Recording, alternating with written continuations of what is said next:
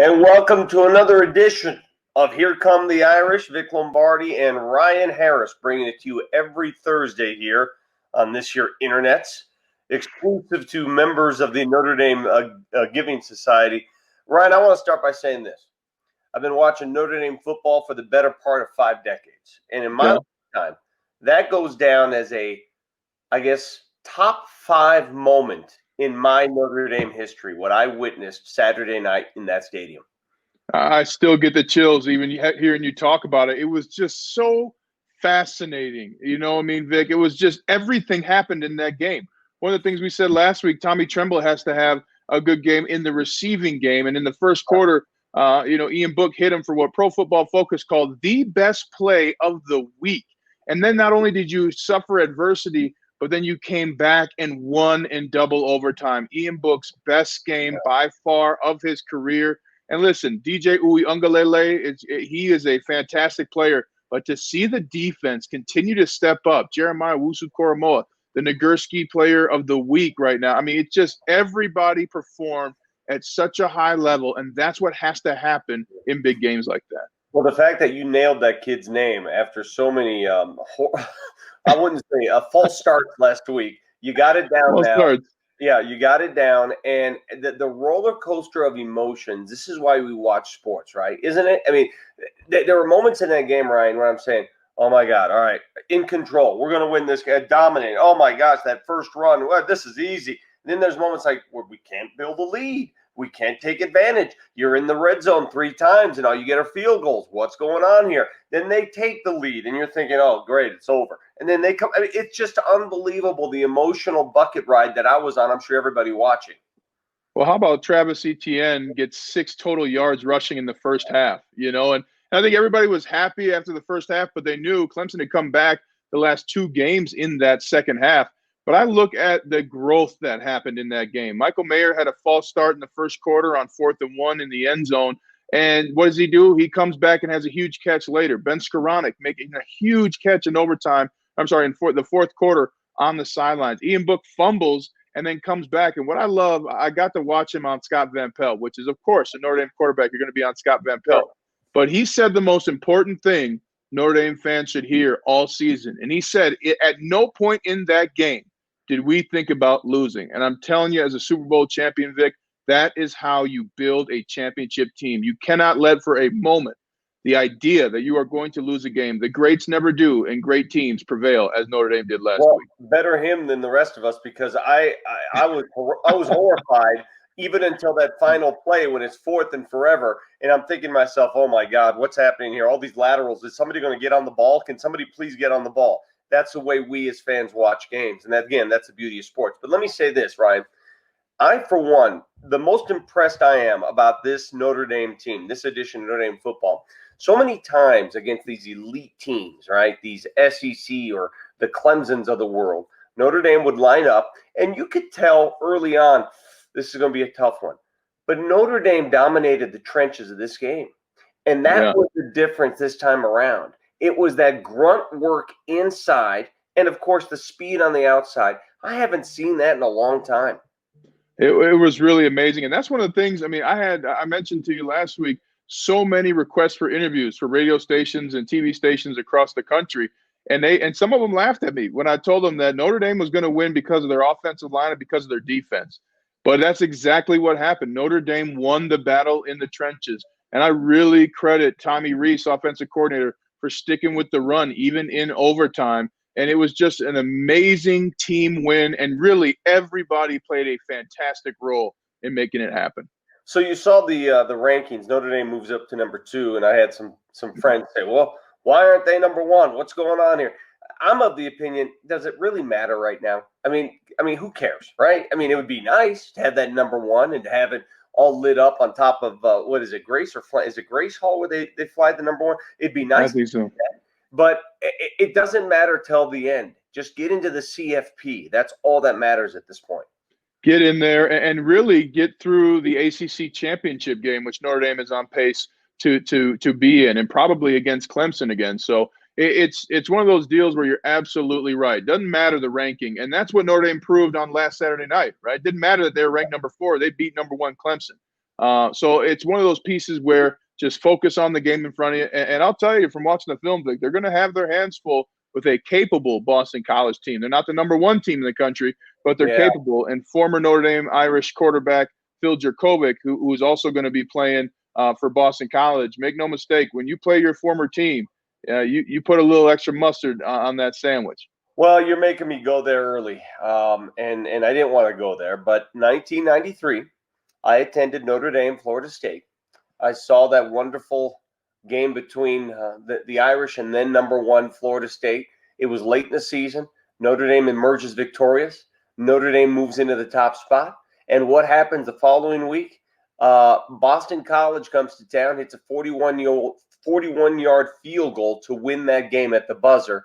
And the feeling of emptiness I had inside, I think I still carry that feeling.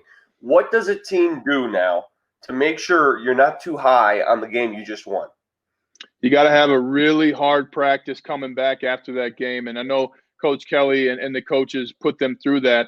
Also, in the film study, I mean, Notre Dame realized they could have won that game against Clemson a little earlier by a larger margin, right? Mm-hmm. You don't have that false start in the first quarter. You don't have that fumble by Ian Book. That's possibly 14 points where you don't need to go to double overtime. So the message is, hey, let's get better as we improve. And I love, what you've talked about. I've already gotten that a couple of times from Notre Dame fans. All that means is you're a historian.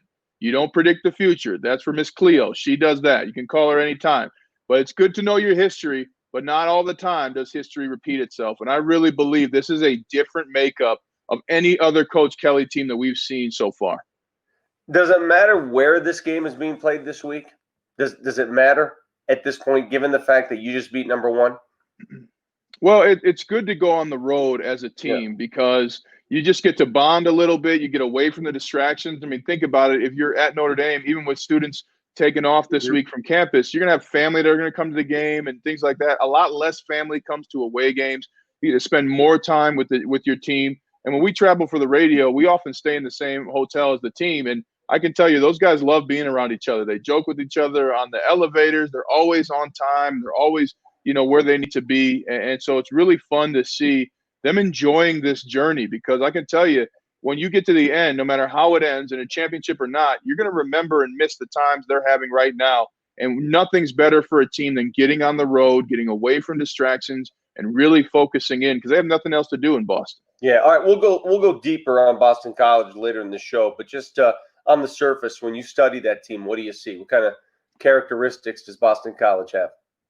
Well, this is a team that has to win this game with where their record is this season. They have to win this game to stay in any type of conversation for meaningful bowl games or in any kind of meaningful ranking. They also will have success at times, but they do not sustain success very well. That's why they were not able to beat Clemson. So you got to get on them early. But again, I bring up, they've not seen a defense like Notre Dame's defense. And their offensive line and their defensive line has not seen an offensive line like they will see in Notre Dame.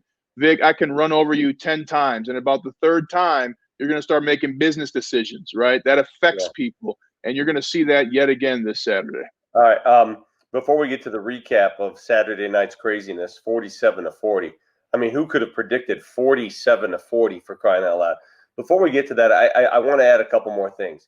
Did you anticipate the Irish being able to go over the top as many times they did with long passes? I mean, against Clemson in that defense? Yeah. Wow. Yeah, it was amazing. Ian Book had 13 completions over 10 yards. But one of the things that I knew from watching Ian Book these last 2.5 years, he has the ability for the deep ball. And I told you last week, I got the sense watching them in the games and then rewatching them on film, they were holding a lot of the playbook back for that Clemson game. We saw it come out, and we saw it come out with confidence, which is the important thing. And I don't believe there's a more confident quarterback in the nation right now than Ian Book.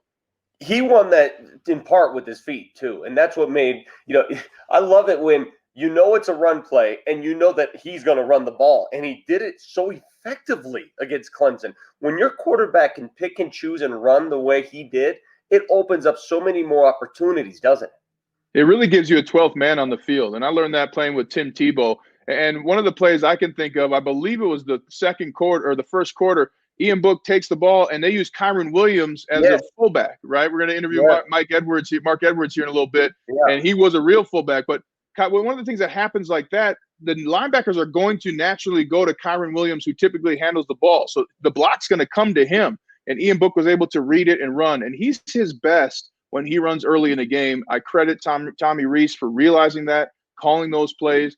And I really credit Coach Clark Lee and Brian Kelly as well. This is a phenomenal coaching staff who has motivated their players to produce beyond anything we've seen in the last 10 years. Listen, I don't want to dive into the controversy of the storming of the field and all that stuff. I don't want to go there. I do want to ask you, what's going through your mind when the clock, well, it already hit zero because it's overtime, but when the game is officially over? I mean, what are the emotions? Well, it was after the second straight sack there in the second overtime. I looked down to my left and people were flooding down. I mean, I wish you could see it. It was like ants going to honey or something. And then the ushers were sitting there, push, no, and they're signaling, put on your mask. And I even said on the broadcast, said, hey, the ushers are doing their best, but there is no way they're stopping those kids from getting on that field. I mean, you live for that if you're a Notre Dame student. And I think Coach Kelly said it best. You know, these kids leave campus this week. This is the last time they're going to be able to see this Notre Dame football team. Whether you're a senior, whether you're a freshman, most kids are not going to be on campus for the game against Syracuse. So you beat a number one team, you knock them off. You're supposed to rip down the goalposts. I understand that it's COVID, but I could see it coming, and it was really amazing. Well, I have stormed one field in my history with Notre Dame football because I got to see few games as a student. I usually called the games on the radio when I was a student there. But the national championship season in the Fiesta Bowl, in the victory over West Virginia, we all stormed the field. Even though we had seats in the upper deck, we found our way down when the game was already, when you knew. We made our way down and we stormed the field. And I do want to add, I lost my right shoe, and I have not found it since. I partied How did all you night. lose a shoe? Did somebody step on it? Could not find it. I partied all night in Tempe, Arizona with one shoe. It's disgusting. How many tetanus shots did you get afterwards? Did you have to get more than one? Well worth it. Trust me when I say that.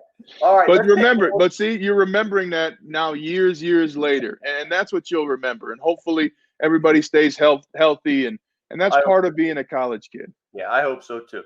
All right. A classic look back at one of the great games. Again, one of the great games in Notre Dame history, a game that will live in lore for many years to come. And here come the Irish. Same generation as his quarterback. Here's the give, Kyron Williams, left side, into the secondary. Williams down the sideline. Kyron Williams might go. Notre Dame, touchdown. And then this is what Kyron Williams can do. He froze. Turner ran right around him. Couldn't get him down. Big start for the Irish. 65-yard run for the sophomore from St. Louis, Missouri. Pressure here. Dorr bangs it through.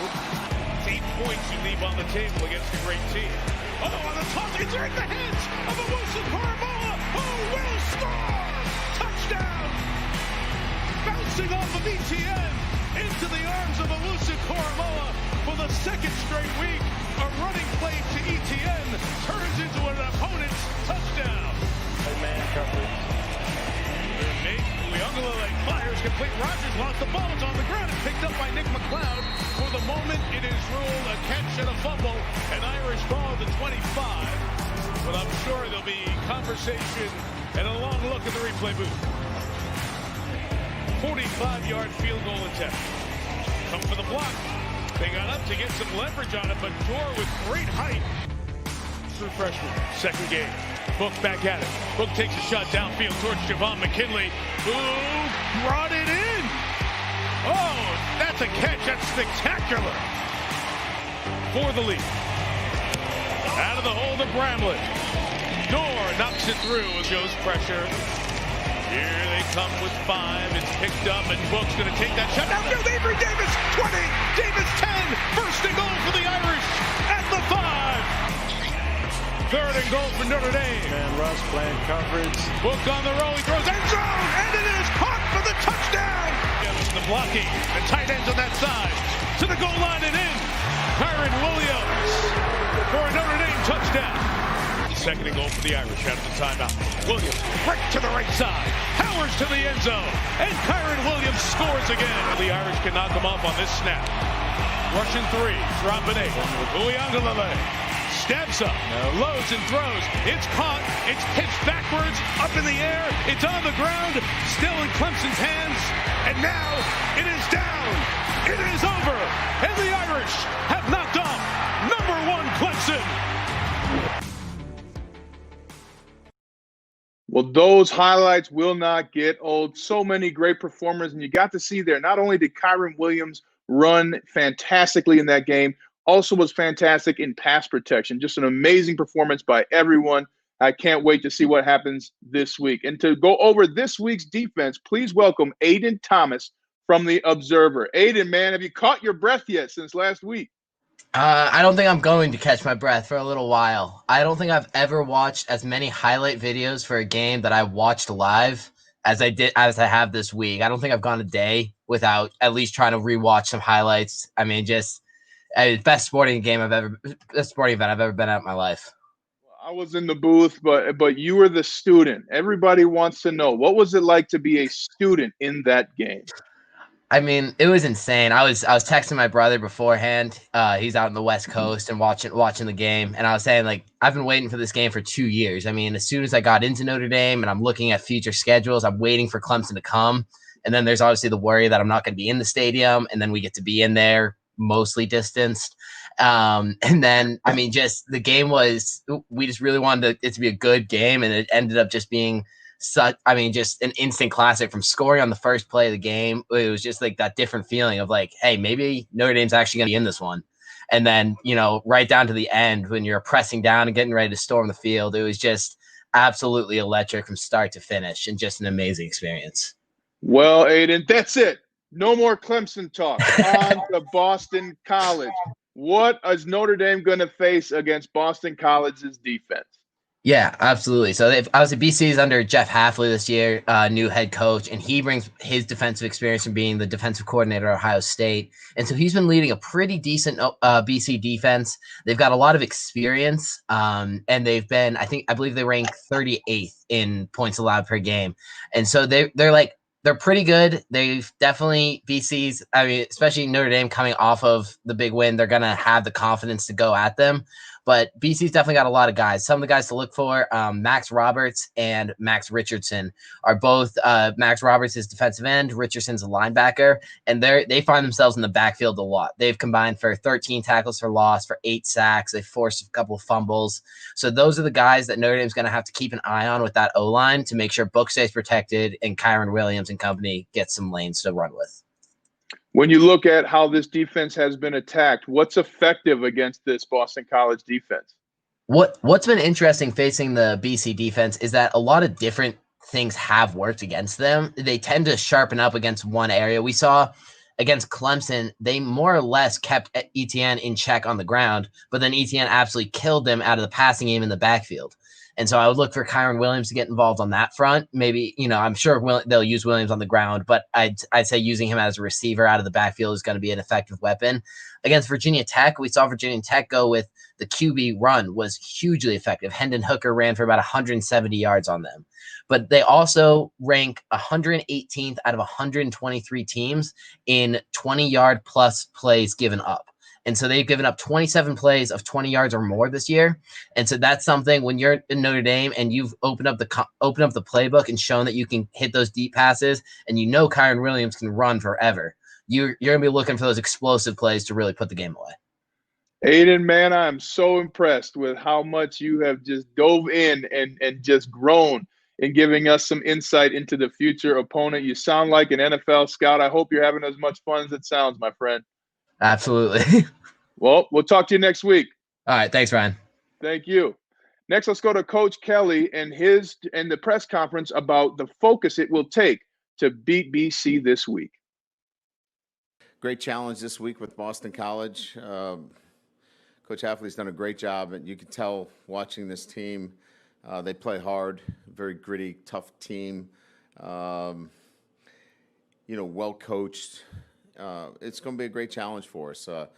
I know in talking to Coach Coach Sweeney after, actually in pregame, he even commented about the way this team played them for 4 quarters and, that they're going to be a great challenge. So, getting our team prepared this week, apply our process the way we have will be very, very important. And then competing at a high level on the road. They've done a really good job of balancing out their offense, run the pass last few weeks. Defensively, again, very good scheme, very sound, very fundamental, tackle well. And again, gotten off to a nice start this season and are playing good football. They're 5-3 and looking to obviously, get a great victory against us. So we'll have to be prepared. Always be prepared against Boston College. Trust me. I've seen the worst case scenario, 1993. Let's welcome in again from the Observer, Charlotte Edmonds, who joins us on a weekly basis to talk about the opposing team's offense. And Charlotte, first of all, have you exhaled yet? Have you come down from that high that we were all on Saturday night? I will have to echo Aiden's statements and say I'm not sure I'll ever come down from that. Couldn't have scripted a better way to end my experience as a student here in Notre Dame Stadium. So it was insane. It was awesome. Let me ask you something about journalism, because that's a slippery slope when you're a student and you're invested, right? You cover the team, but you go to the school and that's your team. How difficult is it? Because I know it was for me. How difficult is it to separate the two? I think it's very difficult, particularly when in terms of print, it's a little easier to go back through and double check yourself. But definitely when you're talking live podcasts or any sort of live update, that's where you start to see your bias slip in. I actually think, if anything, I was probably a little too critical early on in my time with the Observer. I was never one to shy away from criticizing Notre Dame. I think I've become a little bit more optimistic. So probably not what you'd expect and where that bias might lie. You know what? You said something that's very important, because I think that goes both ways. A lot of people suspect that if you graduated from a certain school that you're going to soften up on that school. I think the opposite happens. I think you're much more critical because you want it so badly. When my first job was in Elkhart at a TV station there, and I covered Notre Dame football. And about 3 games in, I said, I can't do this. I got to get out of here. I mean, this is just too hard. It was too difficult to cover a team that you love so dearly. So I feel for you. I understand. Having said that, how wary are you of Boston College, knowing the history? Absolutely. And I'm always just wary of a trap game in general. I've thought it with Pitt. I've thought it with Navy, all the usual suspects for Notre Dame. I will tell you, I'm kind of optimistic about this season. So I might be, while I think they should be wary of a trap game, they're on the road. Boston College is a good team. They had an unfortunate or a bad loss to Virginia Tech. And then, they couldn't close it out against Clemson or North Carolina, but they are a good team and they have the tools there to put up a good fight against Notre Dame. But I'm going to say I'm still pretty optimistic that this team, especially this defense, is so disciplined that it's hard, even if the offense stumbles, it's really hard to still pull out a win over them. And their best weapon, of course, is their quarterback, who happens to be a former Notre Dame quarterback. So for those who don't know the story, tell us, how did Phil Jurkovec get from Notre Dame to Boston College? Yeah, so Phil Jurkovec's from Pittsburgh area. He was a highly touted pro-style quarterback out of high school. He was kind of pegged to be the next big thing. And of course, this was before Ian Book was really even had emerged on the scene for Notre Dame football. He spent 2 years playing behind Ian Book, seemed to be getting more comfortable under the offense. But a consistent thing that, according to Coach Kelly and other sources at the team, that he struggled with was accuracy with deep balls. Last year, at the end of last season, when Ian Book announced that he'd be returning, Jurkovec announced that he'd be transferring to rival Boston College. And with the addition of head coach Jeff Hafley, also who has kind of adopted this pro-style quarterback system, he has fit right in, and he's had a really strong start to the season. Yes, he has. What kind of offense do they run, and what do you expect to see against Notre Dame? Yeah, so they definitely like to air the ball. It's a pro-style system, go from the shotgun. So Jurkovec's averaging 260 yards a game, passing yards. So he definitely is a threat. He's not DJ Uiagalelei, who had 400-something, but he's got some big targets. So his favorite target, definitely Zay Flowers. and Hunter Long. Hunter Long is a big tight end, 6'5", who has the potential to kind of get some of those deep balls. But then they've also seen the emergence of C.J. Lewis and Jalen Gill. C.J. Lewis was the one who had an impressive catch against Clemson in their last touchdown of the game. And Gill comes from Ohio State, so he's kind of been under that system. He understands what the expectations are. And so they are definitely a pass first, and they really struggle with the run game. However, they seem to continue to try. Their primary running back, David Bailey, is taking over the responsibilities from A.J. Dillon, who's now with the Packers, but he is averaging less than 4 yards per carry. Their offensive line there is not much to write home about on that. So I expect that they will try to run the ball a little bit, but between the struggles they've had and the absolute wall of a defense that Notre Dame has, I think that this will be a game that will come down to the secondaries not getting burned. What's up with the Oklahoma City Thunder banner behind you? Oh, well, yeah. I actually just changed it out today. I'm a huge Thunder fan. I live a mile from the stadium, and we just hired a new head coach, so I had to switch out my flags. Well, I'm a Nuggets fan, so. Okay, well, I can respect that. I'm a big I'm a big Grant fan. I love the Nuggets, so I respect that. Well, you can't do the show anymore until you take that down. So other than that, we're good. No, I'm kidding. Hey, listen, Charlotte, thanks for your optimism. You sound like it's going to be easier than people think. I don't know. I just get that sense. I'll probably be wrong on that, but I'm going to stick with that. We'll talk to you next week.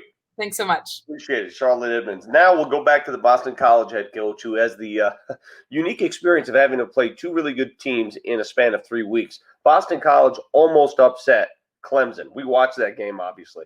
Then they win the following week, and now you got your rival Notre Dame. How do you do it? When do you ever get a chance in a span of 3 weeks to play the number 1 team in the country and then the number 2 team in the country? I mean, I certainly never done that while I was in college football. So it's a great opportunity, and I don't know how often that will happen, if it will ever happen again.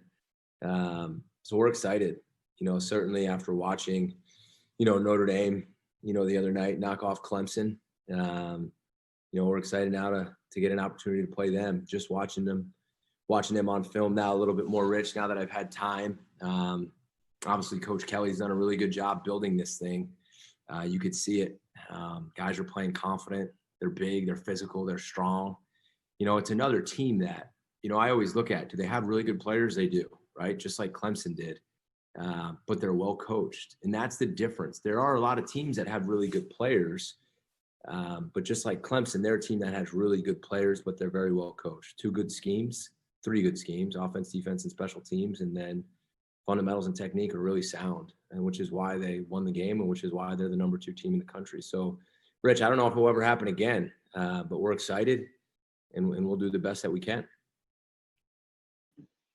There he is. And I'll tell you something. One cool thing about winning the Super Bowl is that when you go back to Notre Dame, you're kind of in this club of Super Bowl winners, guys who look at you and say, hey, you've continued the tradition. Guys like Joe Montana, guys like Justin Tuck, Ryan Grant, and the many others who have won a Super Bowl in the NFL. But there may not be a tougher player at Notre Dame who then went on to win a Super Bowl than our next guest. He's a 9-year veteran of the NFL. He was a team captain and there for the 1993 Game of the Century. Please welcome Mark Edwards. What's up, Mark? Wow, I got chills with that introduction, Ryan. I felt like I was coming out of the tunnel again and onto that field. Just chills down the body. I appreciate that, my friend. Hey, man, you're Mr. Ohio in 1992, man. You're the man, and you've been so kind to not just me, but really all the former players. I remember you spoke to us when I was still playing under Charlie Weiss. I mean, you've come back and you've given so much. So it's an honor to have you here today, my friend. You know what? It's really important to me to come back and talk to all these young men. Notre Dame has a history of the older guys taking care of the younger guys. It starts when you're a player. The seniors got to show the freshmen the way that Notre Dame, they're supposed to behave at Notre Dame, what's expected of Notre Dame, and what they're supposed to carry on tradition-wise at Notre Dame, and that never stops. If my experience can help some of these guys that are currently on the roster right now.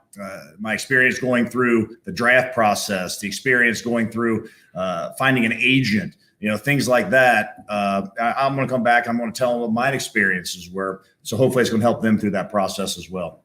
Yeah, and you tap rings with us fellow champions. That's always a cool moment. Hey, what's up, Mark? Always gotta have the big boy on. Absolutely. Well, let's talk about one of your experiences at Notre Dame. 1993, you beat Florida State. We're not going to talk about what happened after, but you've been there not just in college but in the NFL. What do the Irish have to do to make sure they succeed this weekend? It's always tough coming off a big win like that. There was so much buildup for it for weeks. And even, Kelly even said himself that they were looking forward to that Clemson game a little bit over the past few weeks. You saw that with a couple lackluster performances against Louisville and Georgia Tech. But like you said earlier, I was listening to you earlier, you got to come out with a fire early in the week in practice. You have this big win. You can't come out with a hangover, so to speak. I remember in 1993, even before the Florida State game, we had our big rivalry against USC. We just beat Michigan a few weeks ago in a highly ranked matchup. And all of a sudden, Holtz changed practice at the end or early in the week. So the second practice where we're on pads, all of a sudden, last period, he picks it up, and all of a sudden we're going ones versus ones and live tackling. We're 4 or 5 weeks into the season. He picked up the intensity because he knew that, hey, we got these big games coming up and we can't get just satisfied with where we're at. We got to take it to another level. And hopefully that's what those guys did this week, because that's what they needed to do. Well, you also did that in the NFL. You won the Super Bowl with the New England Patriots. I believe it was the first Super Bowl of Tom Brady. Yes. Is that correct? Yes. Walk us through what it's like to be in the huddle with Tom Brady and then celebrate a Super Bowl championship with him after. Well, you know what? I'm going to talk about the whole season here real quick, because the year before the Patriots were 5-11. And then we get there. Drew Bledsoe was the first $100 million quarterback. They just re-signed him that year. He was the franchise.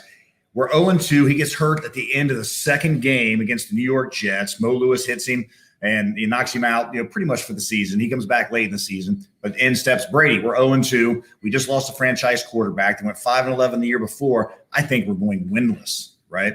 So all of a sudden we kind of get on a little roll. We get to 3-3. We get to 5-5, and then we just kind of went on a magical run to win the Super Bowl. And what was interesting about that team was we were number 18 in the league in offense, number 15 in the league in defense, so kind of middle of the pack, but we were a great special teams team. We were top 5 in red zone scoring, top 5 in turnover differential, and red zone scoring on both sides of the ball. So we found ways to win.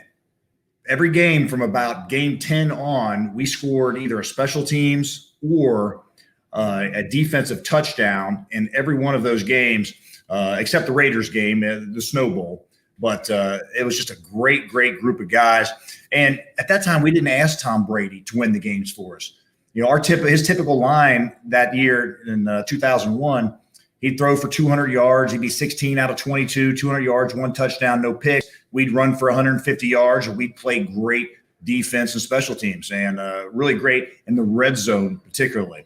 So, at that time, Tom Brady was just lucky to be on the team, if you can believe that. But once we got through training camp and everything else, he really stepped up and earned his keep. And, gosh, you can see what he's done ever since. So it was fun to be part of that beginning.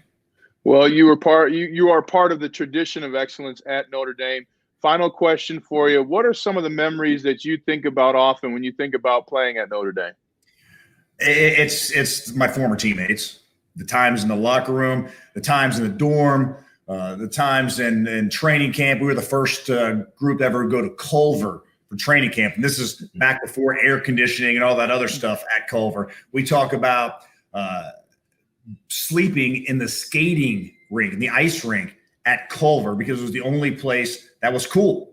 The first night we were there, I had a box fan in the window, and I put my bed aligned with the window, And just so happened that there was a horrible thunderstorm that night. So I got absolutely soaked from the fan and the rain coming in on me, right? So I didn't sleep at all. I had a miserable experience. So we all ended up starting sleeping in the ice rink, and we had a great time, and we really bonded. But I got a text thread with 7 of my former teammates. We all graduated together, played together, went through all that hell that Lou Holtz put us through at the time. The yelling, the screaming, all that good stuff. But it's just being on the field with the guys, being in the locker room with the guys, going through games like, obviously I was part of the Florida State game, but I played a minor role in that game. It was the USC game in '95 that was really one of the defining wins for the guys in my class. So, when we talk about, those experiences and, just being part of all of that with those guys is really what I remember the most. Well, my friend, you are a champion on and off the field. I can't wait to see you and give you a big old hug and tap rings post-corona. But thanks for joining us, Mark. He's Mark Edwards, Notre Dame great. Hey, appreciate it. Always good to come in and talk a little bit of Notre Dame football. Go Irish. Go Irish. Well, here is your favorite part of the show because the viewers get to beat Vic Lombardi in Vic's Picks. Thank you, Ryan. It was not my favorite part last week because we had to give away 4 of these. And these come out of Ryan's paycheck. I don't know if you're aware. These are wonderful sweatshirts, aren't they? Your chance to win these. Last week, 4 winners beat me in predicting the Clemson game. Let's be honest. Nobody predicted 47-40 in overtime, all right? If you did that, you deserve an entire box of these sweatshirts. But the 4 winners who beat me, Steve Gorgie, Joe and Lisa Rimza, congratulations, got 2 coming your way, Mary Osman and Pat Carlson, all last week's winners of Vic's Picks. For those that don't know how to play, it's pretty simple. This week's game, we ask you, will the Irish win or lose? Will they cover the spread? How many yards of total offense will Notre Dame generate? And that's the final one that pretty much determines whether or not you win. We will begin this week. Let's see our list of contestants this week. First up, representing the Jesse Harper Council, class of '64, Sal Lucchese. Sal, welcome to the show. Did I pronounce the name correctly? Pretty good, Lucchese. That's how they say it in Italia. That's right. A fellow Paisan, if I messed that one up, I might as well just very good, Vic. Sal, how are you? Where did you watch last week's game? I watched it right on my television in my recliner with nobody bothering me. That's how I watch them too. It's important. In terms of memorable games and emotional games for Notre Dame football, where does that one rank for you? Well, it ranks pretty high up there. I was at the Bush Push, so that was very emotional. Yeah. But one of the most emotional games I was ever at was the 1993 Boston College game. Yeah. I had skipped the Florida State game the week before. I was living in Florida at the time where I live now. And I went up to Notre Dame and met my son there who was thinking about going to Notre Dame at the time. We were going down to Indiana afterwards, like touring schools. And we watched the game, and I don't know if you remember this probably, sure. But Kevin McDougal threw a pass on 4th down and goal to go for Notre Dame to take the lead 39-38. Yeah. So the stadium went crazy. It was absolutely the highest, probably the highest I've ever been. I didn't even have a winning season when I was at Notre Dame. So that was very exciting. And of course, 1 minute later, David Gordon, who happened to be from Rochester, New York, and he was from a Jewish family in Rochester, New York, and he'd never kicked a field goal over 39 yards in his life. And he was not on scholarship at Boston College. I knew his dad real well. That's how I know this. And David Gordon steps up and kicks a 45-yarder and to win the game. And my son, TJ, looks at me and he says, "Dad, I have never been higher or lower in my life in such a short time." which was the truth. That's the truth. So it was one of the most exciting games, and I'm, looking forward to us getting a little revenge. Very quickly on that game, 2 memories for me. On that final drive by Boston College, there was a pass that the BC quarterback threw, Glenn Foley, that was should have been picked, almost picked off by Notre Dame. Do you remember that? Exactly right. Number 9, I can't remember for us, that almost picked off. Bursich. Pete Bursich. Yes. Exactly. I remember that. And the one thing I remember from the field goal by David Gordon, I watched it on television. I wasn't at the game. but it looked upon his first hit of the ball that it was going to go wide right, and then it drew back in, and it was almost like someone saying no, yes. It was so painful to watch. I'll never forget. Anyway, that tight end for Boston College was outstanding, Pete Mitchell. Yes, he was. Pete Mitchell made 13 passes in the game. Yeah. Anyway, good memory. Now, what you got this week, my friend? Well, this week is a big week, not just for us, but it's also an emotional week for BC because, it's Red Bandana Week for them. And for those of you who haven't read this story, you should read the story about a great hero of 9/11 who was graduated from Boston College. So they're going to have some extra oomph in their play. They'll be thinking about that, and they'll be wearing red bandanas. So I think it's going to be a closer game than people are predicting. I think ND is going to win the game. I'm predicting a score of 33-23. So that Notre Dame will not cover the spread. All right. And you got 495 yards of total offense. So a good offensive game. I think it'll be a high offensive game, yeah. Okay. Sal, I love reminiscing with you. We could do this all day, my friend. We'll do it again sometime. Thanks, Okay. Take care. You too. Up next, representing the Kavanaugh Council, class of 95, is Dan Turner. Dan, how are you? I'm doing well, Vic. Thanks for having me on. No problem. Where were you last Saturday night? How were you watching the game? Yeah, I was at home as well. Would have been neat to actually be there in person, but it was pretty sweet watching it at home. Favorite moment from watching it? Really just the whole family when we realized we had a chance yet again with, what was it, under a minute? Yeah. So that was fun. Now, with Mark Edwards on, you should have had my wife on. My wife, Debbie, was Walsh Hall, class of 97. Oh, really? So Did she they know each should other? be here instead of me for many reasons. But, Oh, wow. How about you? What hall were you in? I was Carroll Hall Vermin, a proud Vermin. Oh, we played Carroll Hall in the inner hall semifinals. We beat you pretty good. Well, we have quite a story. I don't know if we want to get into it, but there was a little bit between Carroll and Zom. We were supposed to play in the stadium, but then there was the game was kind of overturned, and Zom ended up playing for the championship. Oh, wait a minute. The game was overturned, so you won the game, and what happened? Did you have an illegal player? An ineligible player? How did the game get overturned?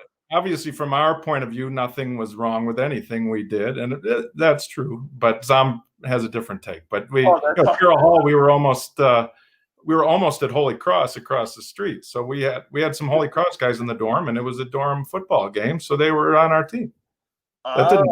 I don't think that was against the rules. Hey, if they lived in your dorm, what's the difference? It was Carroll Hall football. I don't. You should have asked me to come in and arbitrate that whole thing. I would have been all right. Let's get on with your picks, Dan. Who do you like this week? What happens?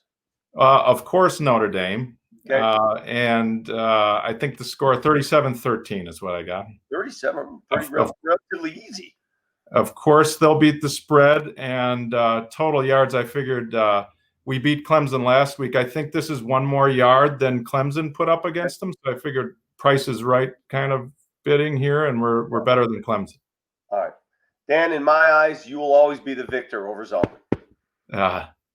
Thanks, bud. Thanks. Appreciate it. It's great to hear that stuff. Coming in from the Congregation of Holy Cross, Father Brogan Ryan. Father Brian, you're on the price. How you doing? Nice to see. Did we talk to you earlier this year already? Yeah, I was on Lou Nani and who was Father Kevin Grove about just being a rector and kind of working at Notre Dame. So I wasn't on this one, but yeah, I've been on. Okay, beautiful. Yeah. All right, so your emotional stability watching that game Saturday night, were you all over the place like the rest of us? I was up and down. I was actually in the stadium, which was pretty awesome. Yeah, it was quite a game. I was also at the Bush game, so like a couple of the others, it reminded me a lot of that. But much more grateful for the way this one ended. Are you like me though? This has got to be among for me, it's top 5. Where does it rank for you, Notre Dame games?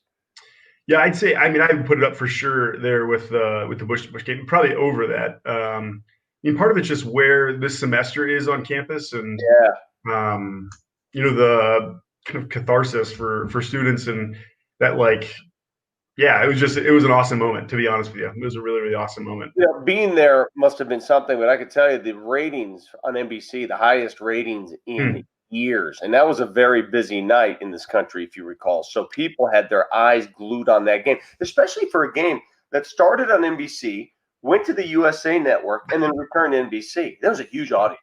Yeah. I was proud of my mom. She kept track of it. So, it was good.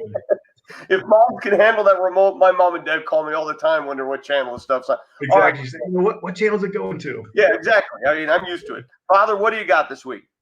Vic, I'll be honest, I workshopped this with a couple guys in the hall. So I'm rector here in Keogh Hall, and we always just root for the guys. But I say Notre Dame, of course, wins. They'll cover. We got 38-21 as the final score, and 375 yards of offense. So Ian Book's a Keogh guy. We're rooting for him. Wow, is he really? Yep. How is he? Does he keep to himself pretty much? Or he's not there now. He's not there now. You're a Keogh guy even when you move off campus. Yeah. So, we got a bunch of guys in Keogh, including Father Nate, who's the chaplain for the team. So we root for the Irish, but also for the Keogh guys. I'm just curious, how long do the players stay in their respective halls before they move usually? Yeah. It just depends on the guy.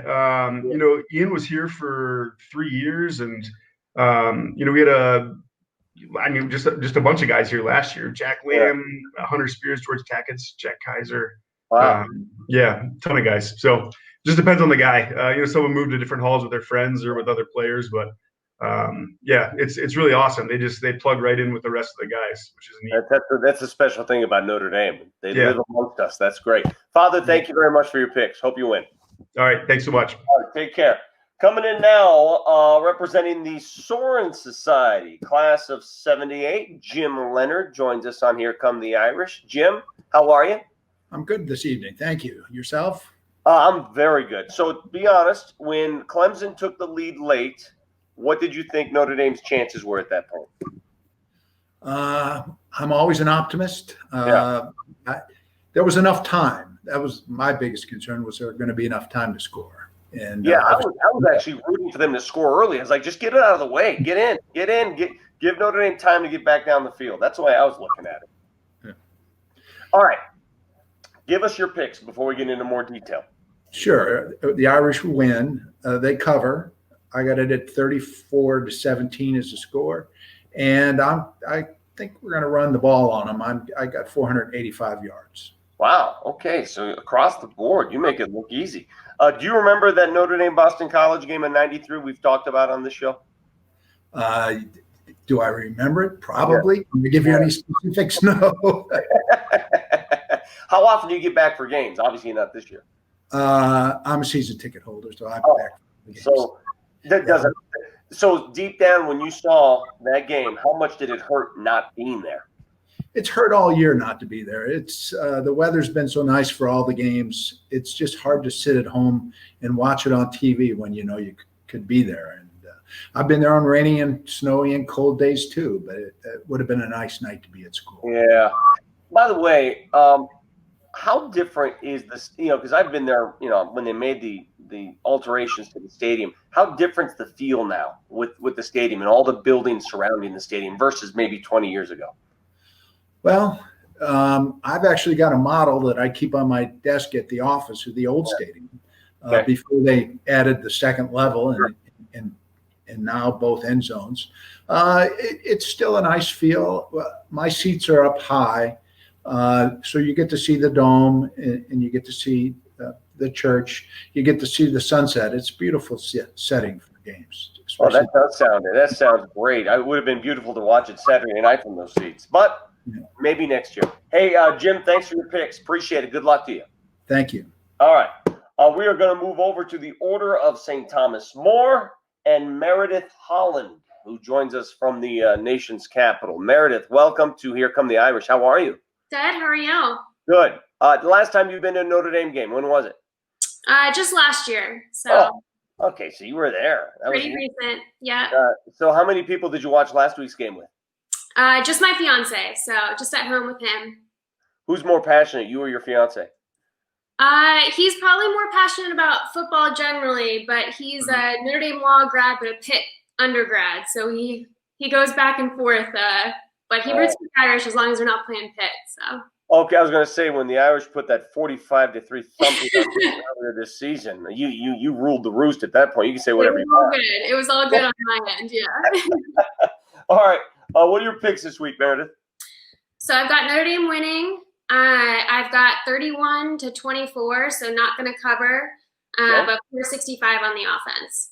Okay, so no cover, 465 on the offense. What hall were you in at Notre Dame? So I was a PE undergrad, and then I was an assistant rector in Ryan. Okay, so you chose to stay on campus for the extent, huh? That's great. I did. Yeah. So how many business students and law students actually stay on campus? What is the ratio there? I think most live off campus, but there's a good number who live in like the graduate housing, and then there's a group of us who live in the undergraduate halls as assistant rectors. So there's a good cohort, but it's definitely the majority, I think, live off campus. I tell my kids today who go to other schools, and they were like, "Boy, I bet you couldn't wait to get off campus at Notre Dame." I go, No. Campus, I loved being on campus. It was like it's a different beast. It's so different from most universities, and I would never entertain the thought of living off campus at this point. But different schools, different rules, I guess. It's weird to explain it to other people. Meredith, best of luck to you. Thanks. All right, we'll see you later. Coming up next, representing the President's Circle, class of '95, it's Jack Minson. Jack. Nice sweatshirt. I like that one already. Yeah, I bet you'll like this one a little better, though. This one has a little more detail to it. How you doing? I'm doing well. How are you? I'm great, thanks. So last week, when Notre Dame scores first, Kyron Williams up the left side, how confident were you at that point? I felt very confident. I felt like it's going to be a magic night, one we haven't had in a while. Yeah, you're right. And I don't know if you feel the same way, but the fact that Notre Dame, I was like, just own the trenches. Don't get shoved around. Don't get muscled like in some of these games of past. They did the muscling. That's what impressed me most. Yeah, they took it to them. I felt like they could have really been up a lot more at halftime. They left a few points on the field. Yeah, well, that's a great point. Everybody says, well, you just won barely. Their backup quarterback, overtime. Man, they could have had 3 extra touchdowns on the board if you execute in the red zone. So they left a lot. All right, what do you think about this game? I like the Irish. I was watching it last weekend with some fellow Irish. My son's a sophomore, and I was watching with another sophomore dad, but unfortunately we had 2 BC grads with us, so they were talking some trash about what's going to happen. But I like the Irish. I think 31-10, I think our defense is too good. I think, we cover. And I don't think we generate a ton of offense, but I don't think we'll need it. 380 yards and maybe a defensive score by a pick by Kyle Hamilton. Jack is, I hate to bring up a sore subject, but you must have been a sophomore in 1993 during that BC game. What do you remember about it? I remember that we almost won. Bursic almost had the interception. Mm-hmm. But my youngest brother, Pat, went to Boston College, and his name of his fantasy football team is David Gordon's Kick. So I have to watch. I remember the kick, but it was a great lead up to that week because we had the number 1 sign up on Grace, which was fun. So we were number 1 for 1 week. Well, tell your brother that's all he's got. That's all he can hang his hat on. That's their national game. Please do pass the message. Best of luck to you. Thank you for jumping on the show. All right, we will wrap it up. Class of '79, repping the athletics director's circle, Steve Finelli on Here Come the Irish. Steve, what do you say? How are you? I'm great, man. How are you? What do you got? We got a weight set behind you? What do you got going on? I got a few things. Yeah, it's my office man cave. You can call it whatever you want, but I got a few things going on. Yeah. Where do you watch the games usually? I'm going to watch it in my living room. I'm going to watch it in my living room with my family. How happy were you when the Irish picked up that final lateral to beat Clemson? I'm telling you, I mean, I have to admit, I thought things looked bleak, but I really have to hand it to Book because he came up the biggest he's ever come up on the biggest stage in the biggest game. So I have to give him a lot of credit. You're so right about that. I think he's one of the more underrated quarterbacks in the game because, he doesn't pop on the screen like some of these guys, but he just makes plays, and he does it with his feet and his arm. That's what I love about him. It's funny you said that. I've got a good friend of mine who pitched for the Chicago Cubs, and he was telling me that he was watching Book's footwork and said that he could play shortstop for him anytime. That's not a bad idea. All right, Steve, what do you like this week? It scares me. The game scares me. I remember 93 very vividly. So we win, but I don't think we're going to cover. And I got about 415 yards of offense. Okay, so you got 30-19 as a final score, no cover, 415. Steve, you're about to hear my picks. Stick around and watch them because you and I are pretty much on the same page, my friend. Thank you very much. Good luck. Thank you. Okay, that's all our contestants in this week's VIX Picks. And now it's my turn. Again, when you're picking games for whatever team, sometimes it's good to have historical perspective. And in this case, it's bad because history, and you remember moments like 93, and it sets a bad taste. And that taste, you just can't get it out of your mouth. And it really blurs my vision of how to pick games. And so when I look at Boston College, I am always afraid. I'm always scared, especially after you beat the number one team in the country the week before. So I think it's going to be a tough sledding type of game. Notre Dame will win. Notre Dame will not cover the spread this week. It's going to be one of those hold on for dear life kind of games. But let's go ahead and throw up my picks as Notre Dame visits Boston College. The final score is going to be 30-26. You heard it here, 30-26. Now, I'm not telling you it's going to come down to the wire. Maybe Boston College throws up a junk touchdown late to make it a closer than expected game. But it's not going to be easy. They never are against BC. That's VIX Picks. Best of luck to you. Hope you win some sweatshirts next week. All right. We're going to toss it over to a nice feature on ESPN's College Game Day, which, of course, made its mark last week in South Bend. You realize College Game Day's very first show was at Notre Dame. This is not just a football game. This is a happening. And if there was ever any question about this being one of the biggest games in Notre Dame history. Al Gore, Andre Agassi, some others got turned down. Any big Notre Dame game is going to have a certain kind of atmosphere and all that tradition and all that history baked into it. It doesn't have to be the game of the century or the game of the decade because certainly it is the most anticipated college football game of the year. It was more than just a big football Saturday or a traditional game, all those things that are always in play at Notre Dame. This one was the whole country is watching, and this is going to be our moment. With the cast of characters, the setting, and the circumstances in place for a memorable game. Everybody was here. New York Times, Sports Illustrated, and no longer a fledgling, but an up-and-coming network, ESPN, took their game day show on the road for the first time ever. Game day was not a thriving, heavily watched show back in those days. We knew that it could work. We just had to convince the bosses that there was a game in the regular season big enough to warrant spending $50,000 to take it on the road, which for them to make that kind of financial commitment, the game had to justify it. The hype had to justify it. And we saw this as a great opportunity. Only in college football can you have a regular season event of this magnitude because other sports settle things with the playoff, and it's much more special, of course, to have it on a college campus. We had no idea how to stage the thing. I'll take Florida State 31-30. Hey! I'll take Notre Dame 31-30. The fans didn't know what to expect when they showed up, the ones that did.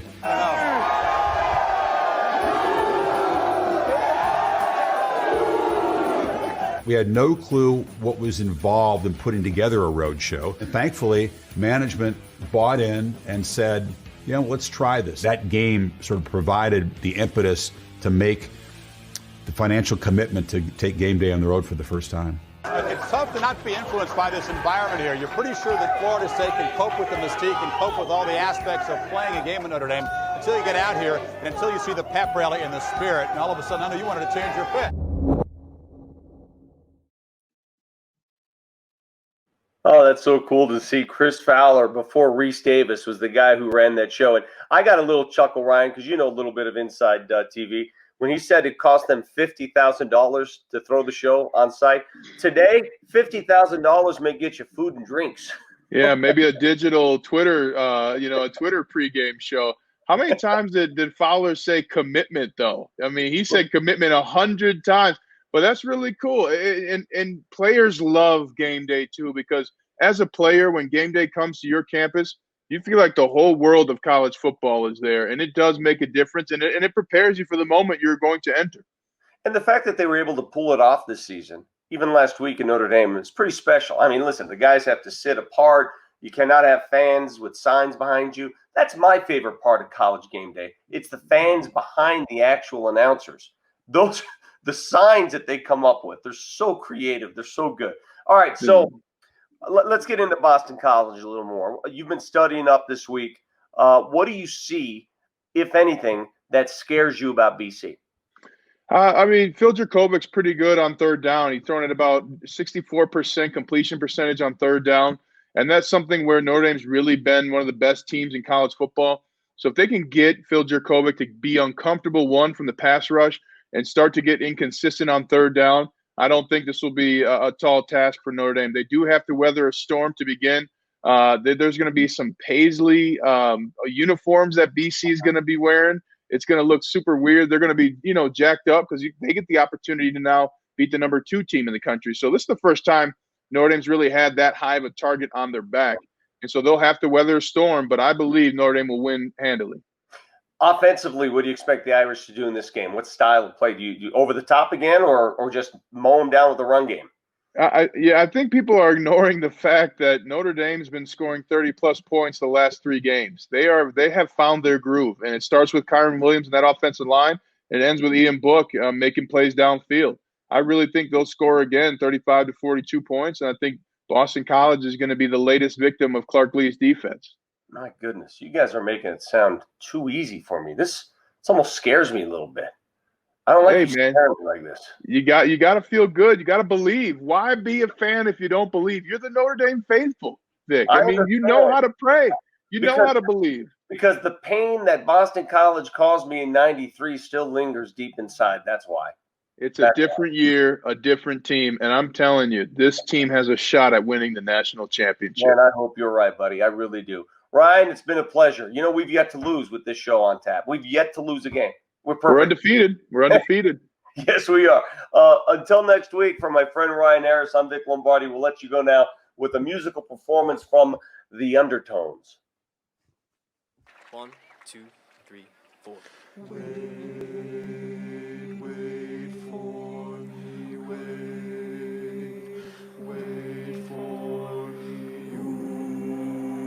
Steal my heart and hold my tongue. I feel my time has come. Let me in, unlock the door. I've never felt this way before. And the wheels just keep on turning. The drummer begins to drum. I don't know which way I'm going. I don't know which way I've come. Hold my head inside your hands. I need someone understands. I need someone who hears.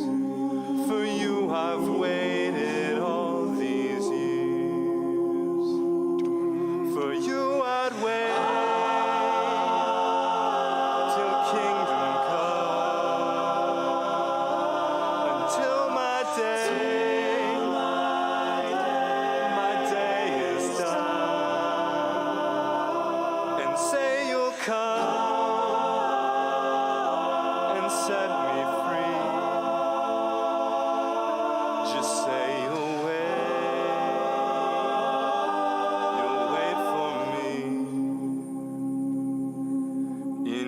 Tears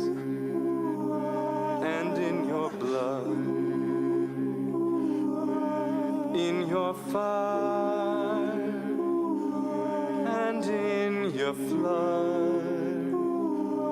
I hear you laugh, I heard you sing. I wouldn't change a single thing. And the wheels just keep on turning. The drummer begins to drum. I don't know which way I'm going. I don't know which way I've come. For you